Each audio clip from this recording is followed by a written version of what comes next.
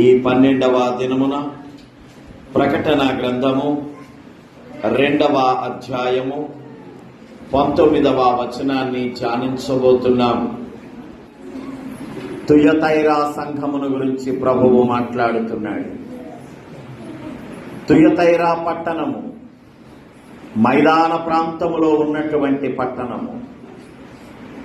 ఆ పట్టణములో ఉన్నటువంటి సంఘము అన్ని సంఘముల కన్నా కూడా చిన్న సంఘము. కానీ ఆ చిన్న సంఘములో ఉన్న విశ్వాసులు అందరికన్నా కూడా ధనవంతులు. అపొస్తలుల కార్యాలు 16వ అధ్యాయం 14-15 వచనాలను చూస్తున్నప్పుడు తుయతైరా పట్టణస్థురాలై ఓదారంగు వస్త్రములను అమ్ముతున్నటువంటి లూదియా అనబడే బిడ్డ అక్కడ కనబడుతోంది.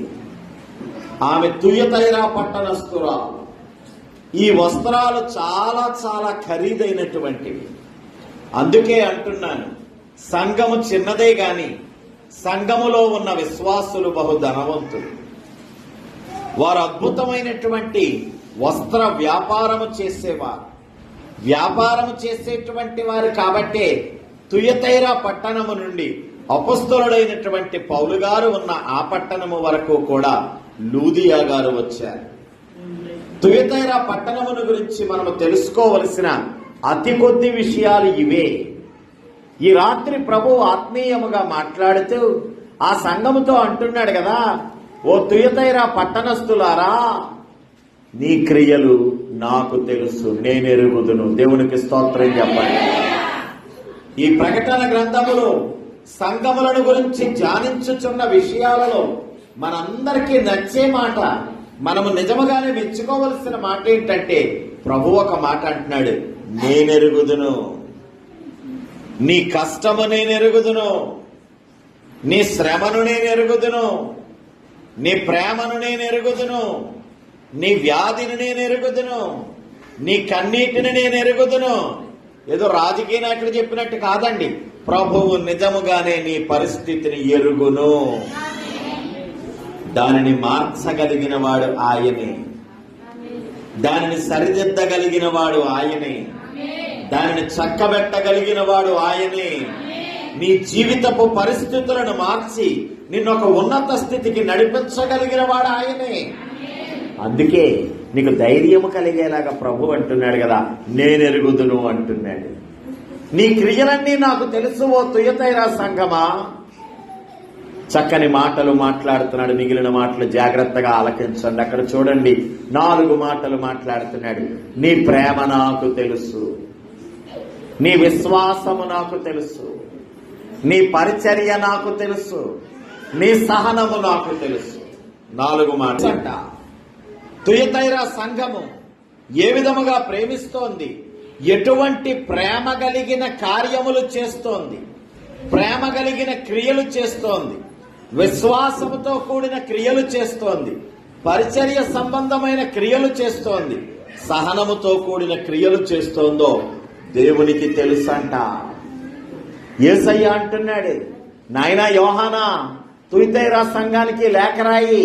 నీ గురించి నాకు తెలుసు, నీ ప్రేమ నాకు తెలుసు, నీ విశ్వాసము నాకు తెలుసు, నీ పరిచర్య నాకు తెలుసు, నీ సహనము నాకు తెలుసు. ఎందుకు ఈ 4 మాటలు వాడుతున్నాడు? జాగ్రత్తగా ఆలకించండి. దేవుడు మర్మమును బోధిస్తున్నాడు. విశ్వాసమున్న చోట సహనము ఉంటుంది. దేవునికి స్తోత్రం చెప్పండి. విశ్వాసమున్న చోట, చెప్పాలి, మీరే చెప్పాలి. విశ్వాసమున్న చోట, విశ్వాసమున్న చోట.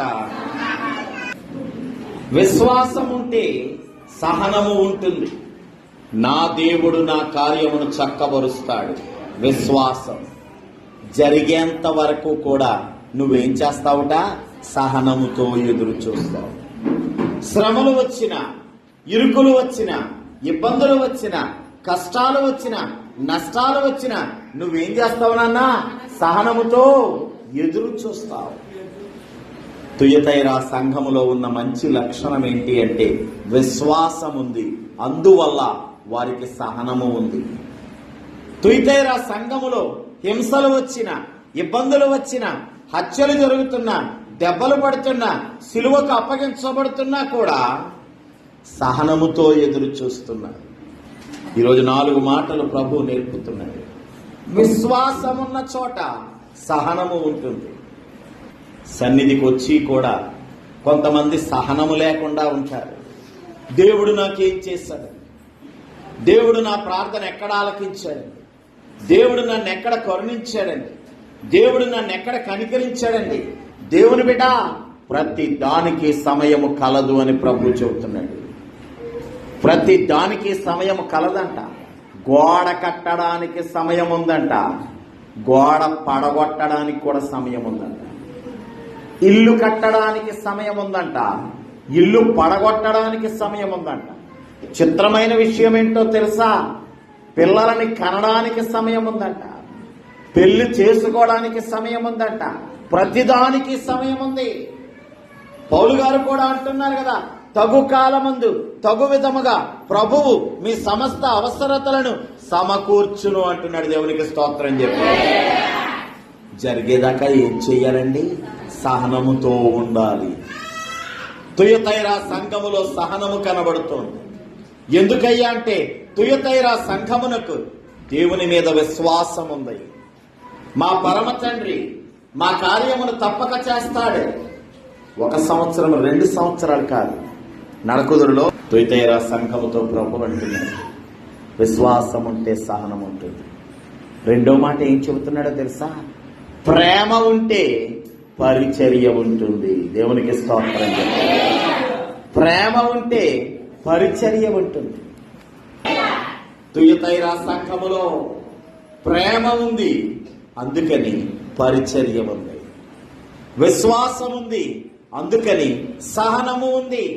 ప్రభు అంటున్నాడు, నీ విశ్వాసము కారణంగా నువ్వెంత సహనము కలిగి ఉన్నావో, నీ ప్రేమ కారణంగా నువ్వు ఎటువంటి పరిచర్య చేస్తున్నావో అవన్నీ నాకు తెలుసమ్మా తుయతైరా సంఘమా.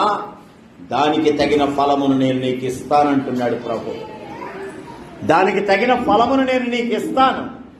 రండి, జీవగ్రంథములో ప్రేమ కలిగి పరిచర్య చేసిన వాడు, విశ్వాసమును బట్టి సహనము వహించిన వాడు ఒక యవనుడిని మీకు నేను పరిచయం చేస్తున్నాను. నెహెమ్యా గ్రంథాన్ని తెరవండి. నెహెమ్యా గ్రంథాన్ని తెరవండి. నెహెమ్యా బానిసత్వములో ఉన్న యవనుడు. నెహెమ్యా యెరూషలేము పట్టణము నుండి వారి పితరులు చేసిన పాపమును బట్టి చెరగా కొనుక్కోబడినటువంటి వారు, బానిసగా తీసుకుపోబడినటువంటి వారు. నెహెమ్యా అక్కడికి వెళ్ళాడు. కొన్ని సంవత్సరాలు గడిచాయి. గడిచిన తరువాత కొత్తగా వచ్చినటువంటి ఒక అతన్ని అడుగుతున్నాడు, ఇదిగో మమ్మల్ని తీసుకొచ్చేసారు కదా, కొంతమందిని తీసుకొచ్చారు, మిగిలిన వారు అక్కడ ఏం చేస్తున్నారు? నా యెరూషలేము పట్టణం ఎలా ఉంది? దేవునికి స్తోత్రం చెప్పండి. వాక్యం ఏం చెబుతోందో తెలుసా? యెరూషలేమా, నిన్ను ప్రేమించువారు ధన్యులు అని అంటారు. యెరూషలేమా, నిన్ను ప్రేమించువారు ధన్యులు. నెహెమ్యా గారు దేవుని గురించి అడుగుతున్నారంటే యెరూషలేము పట్టణం ఎలా ఉంది, విడువబడిన వారి పరిస్థితి ఎలా ఉంది? మమ్మల్ని అయితే ఇక్కడికి తీసుకొచ్చేసారు, నేనైతే బాగున్నాను. రాజుగారికి విందు గ్లాసు అందించే ఉద్యోగమున, భోంచేసిన తర్వాత జ్యూస్ ఇచ్చే ఉద్యోగమున, భోంచేయక ముందు సూప్ ఇచ్చే ఉద్యోగమున, ద్రవ పదార్థాలు అందించే ఉద్యోగమునాది. అక్కడ ఉన్న వాళ్ళు ఎలా ఉన్నారు? వచ్చినవాడు అంటున్నాడు, అక్కడ ఉన్న వాళ్ళందరూ బాగానే ఉన్నారు, కానీ యెరూషలేము పట్టణపు పరిస్థితి బాలేదు. దాని ప్రాకారములు కోల్చబడ్డాయి, దాని గుమ్మములు కాల్చబడ్డాయి. అయ్యా, ఒకానొక దినమున జరిగిన సంగతి ఏంటి అంటే సొలొమోను రాజు గారు కట్టిన అద్భుతమైన మందిరము యొక్క ప్రాకారములు కోల్చబడ్డాయి, గుమ్మములు కాల్చబడ్డాయి. ఈ విషయము నెహెమ్యా గారికి వచ్చిన వాడు చెబుతున్నాడు. నెహెమ్యా గారికి చెబుతున్నాడు, అబ్బాయి నెహెమ్యా, విడువబడిన వారందరూ బాగానే ఉన్నారు అక్కడ, కానీ మందిరము యొక్క ప్రాకారములు కోల్చబడ్డాయి, గుమ్మములు కాల్చబడ్డాయి. నెహెమ్యా దుఃఖపడుతున్నాడు, అయ్యో నా పట్టణము, దేవుడికి స్తోత్రం చెప్పండి, నా పట్టణము కాల్చివేయబడిందా? కూల్చబడిందా? పునాదుల కన్నా కూడా అస్సలు బాలేని పరిస్థితులు చేసిందా? అయ్యయ్యో అని దుఃఖపడుతున్నాడు. ఏడుస్తూ ఉండిపోలేదు కానీ ప్రార్థన చేస్తున్నాడు. దేవునికి స్తోత్రం చెప్పి పుట్టింటి నుంచి కబురు వచ్చింది, అమ్మకు బాలేదు. ఇంకా అంతే, ఇంటి నిండా శోకాలు, ఇంటి నిండా కన్నీళ్ళు కదా, చన్నీళ్ళు. ఏమి భర్తగారు వస్తారు, ఏమైంది? మా అమ్మకు బాగలేదంట, వెళ్ళిపోవాలి మనం ఇప్పుడు అర్జెంటుగా. నువ్వు వెళ్ళడం కాదు, నెహెమ్యా మాదిరిని నేర్పుతున్నాడు. ఏం చేయాలంట? ప్రార్థన చేయాలి. ఎవరికైనా ప్రమాదం జరిగిందన్నప్పుడు కాళ్ళు తీసుకొని చెప్పుల్లో పెట్టేయడం కాదు. మొదట నీ కాళ్ళను వంచి మోకాళ్ళు వేసి ప్రార్థన చేయి. పరిస్థితిని మార్చగలిగిన వాడు ప్రభు. దేవునికి స్తోత్రం. జరుగుతున్న దానిని మార్చగలిగిన వాడు ప్రభువయ్యా. నీ పరిస్థితిని మార్చగలిగిన వాడు ప్రభువు. నెహెమ్యా ప్రార్థన చేస్తున్నాడు, ప్రభువా. అక్కడ రాస్తున్నాడు వాక్యములో, ప్రేమించు వారి ఎడల కనికరము చూపు దేవా. దేవునికి స్తోత్రం. ప్రేమించే వారి ఎడల ఏం చేస్తాడంటండి? కనికరం చూపు. ఎవరెవరైతే దేవునిని ప్రేమించేవారంటారో, ఎవరైతే దేవుని వాక్యమును ప్రేమిస్తారో, ఎవరైతే దేవుని మాటను ప్రేమిస్తారో, ఎవరైతే దేవుని కార్యములను ప్రేమిస్తారో వారి ఎడల దేవుడు కనికరం చూపెడతాడంట. కీర్తనకారుడైన దావీదు అంటున్నాడు చక్కనైన మాట, అతడు నన్ను ప్రేమించుతున్నాడు కనుక నేను అతనిని తప్పించదను. దేవునికి స్తోత్రం చెప్పాడు. నువ్వు ప్రేమించే ప్రభు తప్పిస్తాడు. సింహము నుండి తప్పిస్తాడు, భుజంగముల నుండి తప్పిస్తాడు, ప్రమాదముల నుండి తప్పిస్తాడు. దేవుని బిడ్డ నీ స్వంత బలము నుండి తప్పించదు, నీ బంధుమిత్రుల నుండి తప్పించరు, నీ ధనము నుండి తప్పించదు. దేవుని కృప మాత్రమే నుండి తప్పిస్తుంది. ఆ కృప పొందాలంటే నీలో ఏముండాలంట? ప్రేమ. ఏముండాలంటే చెప్పండి? ప్రేమ. నెహెమ్యాలో యెరూషలేము పట్టణం అంటే ప్రేమ. అయ్యో ప్రభా, నా పట్టణం ఎలాగైపోయిందంట, ఇదిగో నువ్వు నాకు ఏం చేయాలో తెలియచే నాయనా, నేను ప్రేమిస్తున్నానని ప్రార్థన చేస్తున్నాను. మరుసటి రోజు రాజుగారి సన్నిధికి వెళ్ళేసరికి రాజుగారు అడుగుతున్నారు, ఏమైంది నెహెమ్యా, ఏంటి నీ ముఖం అలా ఉందేంటి? నెహెమ్యా ఇప్పుడు ధైర్యవంతుడు, బానిస అయినా కూడా ధైర్యవంతుడు. ధైర్యం ఎలా వచ్చిందో తెలుసా? అతనిలో ప్రార్థన ఉంది, అతనిలో దేవుని మీద ప్రేమ ఉంది, దేవుని వాక్యము మీద ప్రేమ ఉంది, దేవుడు అంటే ప్రేమ ఉంది. అందుకని ధైర్యంగా రాజుగారితో చెప్తున్నాడు, మహారాజా నా పట్టణం పాడైపోయింది, నేను పుట్టి పెరిగిన పట్టణం, నా పితరులు నివాసం చేసిన పట్టణం, రాజైన సొలొమోను రాజైన దావీదు గారు కట్టిన పట్టణం పాడైపోయిందంట. ఇప్పుడు నేను గొప్ప మనకి ఏం చేయమంటారు? రాజు అంటున్నాడు, అయితే ఏం చేస్తాను? నువ్వు నాకు అవకాశం ఇస్తే ఎందుకు కట్టేసి వస్తాను, మంచిది ఎన్నాళ్ళు కావాలి, ఇదిగో ఇన్ని రోజులని చెప్పాడు. నెహెమ్యాలో ఏముందో తెలుసా? ప్రేమ ఉంది. అందుకే ఏం కనబడుతుందో తెలుసా? పరిచర్య కనబడుతుంది. దేవుడికి స్తోత్రం చెప్పాడు. నెహెమ్యాలో ప్రేమ ఉంది కాబట్టి పరిచర్య ఉంది, నెహెమ్యాలో ప్రేమ ఉంది కాబట్టి క్రియ ఉంది, నెహెమ్యాలో ప్రేమ ఉంది కాబట్టి పని ఉంది. యెరూషలేము పట్టణమును ప్రేమిస్తున్నాడు కాబట్టి యెరూషలేము పట్టణము కొరకు ఏదో ఒకటి చేయాలనేటువంటి ఆలోచన ఉంది. ఈ రాత్రి ప్రభువు అడుగుతున్నాడు, నీ కుటుంబాన్ని నువ్వు ప్రేమిస్తున్నావా? నీ కుటుంబం కొరకు నువ్వేం చేస్తున్నావు? పరిచర్య. అమ్మ వంట చేస్తారు, అమ్మ బట్టలు ఉతుకుతుంది, భార్య వంట చేస్తుంది, భార్య బట్టలు ఉతుకుతుంది, నాకే పట్టింది కర్మ అంటారు. ఈ అనవల పని అంతా నేనే చేయాల్సి వస్తుందంట. ఎక్కడుంది నీ ప్రేమ? ఎలా పొందుతావు నీ ప్రేమ? నీ సంఘం అంటే నీకు ప్రేమ ఉందా? ఈ రాత్రి ప్రభు అడుగుతున్నారు, నీ సంఘాన్ని ప్రేమిస్తున్నావా? సంఘము చేసే కార్యాలలో నీ చేతిని కలుపుతున్నావా? సంఘ ప్రార్థనలో నీ ప్రార్థనతో ఏకీభవిస్తున్నావా? ఈ రాత్రి ప్రభు అడుగుతున్నారు, నీ సంఘం అంటే నీకు ప్రేమ ఉందా? ప్రేమ ఉంటే పరిచర్య ఉంటుంది. నెహెమ్యాలో ప్రేమ ఉంది, పరిచర్య చేయడం మొదలెట్టాడు. అక్కడ ఉన్న వాళ్ళందరినీ పోగొట్టాడు. రాజుగారిని అడిగాడు, కలప కావాలి, పనులు కావాలి, ఫలానాది కావాలి, ఇది కావాలి, అది కావాలి. రాజుగారు అన్నీ ఇచ్చారు. ఒక పనుడికి ఎవడిస్తాడండి అసలు? బానిసగా వచ్చినోడు కావడతాడు అసలు. కానీ దేవుడు రాజుగారి మనస్సును కనికరంతో నింపాడు. రాజుగారి మనస్సును మార్చాడు. రాజుగారి అధికారాలను మార్చాడు. నెహెమ్యా నీకేం కావాలో అది పట్టుకెళ్ళి మొత్తం అన్ని లెటర్లు రాసిస్తాను నేను అన్నాడు. అన్ని లెటర్లు రాసిచ్చాడు. నెహెమ్యా అన్ని తీసుకున్నాడు, మనుషులను తీసుకున్నాడు, యెరూషలేముకి వచ్చేసాడు. దేవునికి స్తోత్రం చెప్పు. మొదటి మాట, ప్రేమ ఉంటే పరిచర్య ఉంటుంది. చెప్పండి ఒకసారి, ప్రేమ ఉంటే పరిచర్య ఉంటుంది. నీ జీవితంలో ప్రేమ ఉంటే, నీ భర్త అంటే నీకు ప్రేమ ఉంటే ఎంతైనా పరిచర్య చేస్తావు. భర్త అంటే ప్రేమ ఉంటే ఎంతైనా పరిచర్య చేస్తావు. భార్యలు మంచం మీద పడి ఉండగా ప్రేమించే భర్తలు లేరా? భర్తలు మంచం మీద అన్నీ చేసేస్తూ ఉండగా అవన్నీ చక్కబెడుతున్న భార్యలు లేరా? కారణం కేవలం ప్రేమ. అయ్యా, యేసయ్యను ప్రేమిస్తున్నావా? యేసయ్యను మాత్రమే ప్రేమిస్తున్నావా? నీ సహోదరుణ్ణి ప్రేమించడం లేదా? నీ పొరుగువాడిని ప్రేమించడం లేదా? వాక్యమును ప్రేమించడం లేదా? నీ సంఘమును ప్రేమించడం లేదా? ఏ ప్రేమ లేకపోయినా నీవు ప్రేమ లేని వాడివే. నువ్వు గనగనలాడేటువంటి గంటవే. ఏ ప్రయోజనం లేనటువంటి వట్టి వాడివి నువ్వు. ప్రేమ ఉండాలి, దానికి తగినటువంటి పరిచర్య ఉండాలి. నెహెమ్యాలో ప్రేమ ఉంది, పరిచర్య చూపెడుతున్నాడు. నేను ఇప్పుడు పట్టణాన్ని కడతాను. రెండవ మాట, నెహెమ్యాలో విశ్వాసం ఉంది. వెళ్తుండగానే పెద్దలైన వారు కొంతమంది ఎదురొచ్చారు. పేర్లు మనకు అక్కర్లేదు, 2 ఎదురొచ్చారు. అయ్యో నాయన, పట్నం పాడైపోయిందని సామాను పెట్టుకొని పనులు పెట్టుకొని వచ్చావా?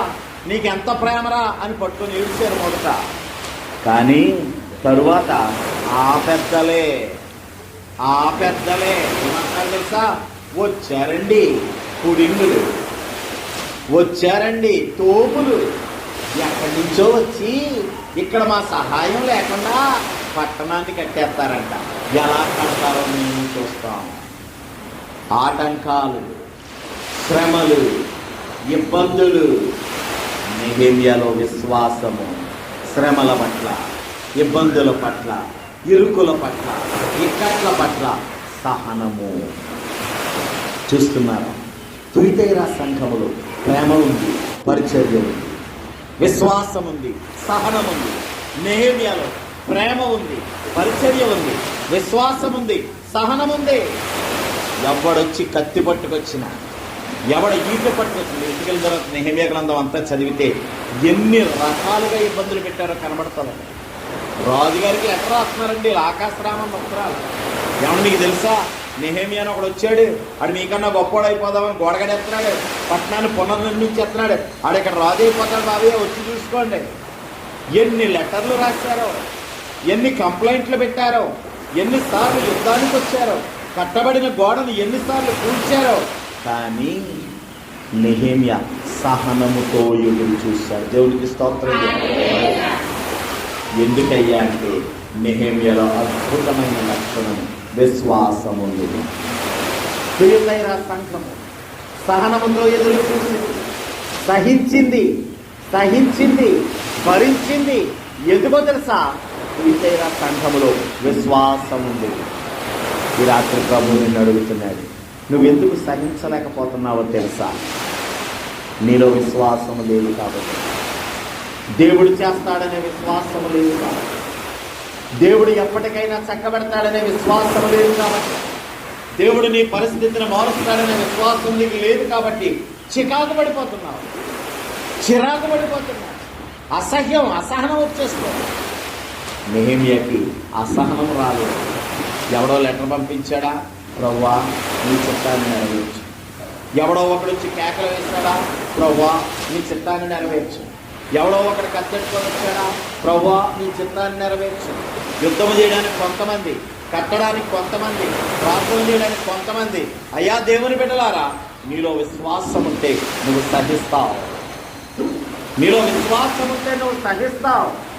దేవుని పిల్లలారా, యోసేపు గుర్తున్నాడా? యోసేపు తన తండ్రి గారి దగ్గరికి, అన్నయ్యల దగ్గరికి వచ్చి చెప్తున్నాడు, ఒరే అన్నయ్య, రాత్రి కల వచ్చిందిరా, పనులు కనిపించే పనులు, మీ పనులన్నీ కూడా నా పనుల దగ్గర మోకరించాయంట.